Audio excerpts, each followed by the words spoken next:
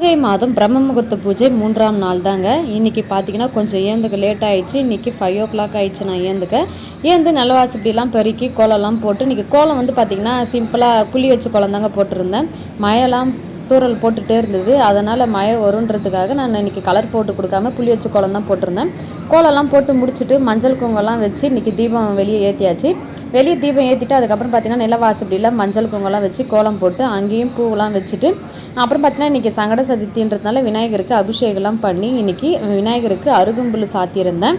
விநாயகருக்கும் வெளியே பூஜைலாம் பண்ணி முடிச்சுட்டு அதுக்கப்புறம் பார்த்திங்கன்னா வீட்டுள்ளே போயிட்டு உள்ளே இருக்கிற விநாயகருக்கும் பால் அபிஷேகம் பண்ணி அருகம்புல் சாத்தி பூஜை பண்ணுறதுக்கு ரெடி பண்ணியாச்சு. அதுக்கப்புறம் முருகருக்கு வேல்மாறல் பூஜைக்காக சந்தன அபிஷேகம் தான் பண்ணியிருந்தேன். முருகருக்கும் பூஜைலாம் பண்ணி முடிச்சுட்டு வெத்தலை தீபம்லாம் போட்டு முடிச்சாச்சு.